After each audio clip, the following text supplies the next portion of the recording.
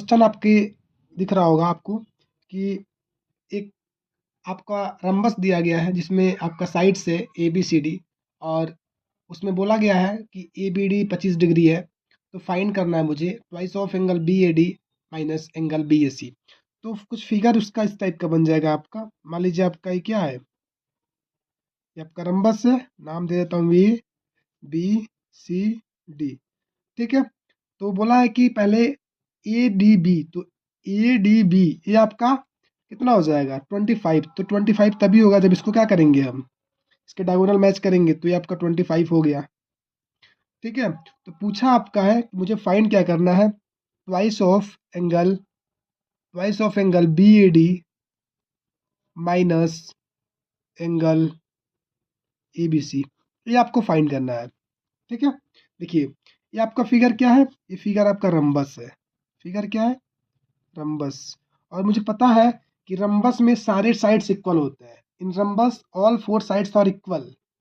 तो A B sides equal, A B sides, A B sides, मतलब सारे sides आपस में बराबर है। तो देखिए, और जो डायगोनल होता है वो क्या करता है, वो बाइसेक्ट करता है एट राइट एंगल पे। In rhombus diagonal bisect at right angle. ठीक है, तो आपका कितना हो जाएगा, ये 90 डिग्री, ये भी आपका 90 डिग्री, ये भी आपका 90 डिग्री, ये भी आपका 90 डिग्री, सारे क्या हो जाएंगे 90-90 के हो जाएंगे। अब देखिए 25 है और ये 90 है, तो sum of all angles of triangle कितना होता है 180 डिग्री। तो ये 25 है, ये 90 है, तो कितना हो जाएगा ये 65। ठीक है, अब देखिए इसके सारे साइड्स बराबर हैं, इस रम्बस के सारे साइड्स इक्वल हैं, तो हम कह सकते हैं कि जो ये 65 होगा ये क्या हो जाएगा, ये भी 65 हो जाएगा। फिर वही logic, sum of all angles of a triangle is कितना होता है 180 डिग्री। तो 65 है 90 है, तो कितना हो जाएगा आपका 25 डिग्री। ठीक है, अब देखिए फिर वही चीज़, आपस में साइड्स बराबर हैं, तो ये 25 है तो ये भी 25 आपका हो जाएगा।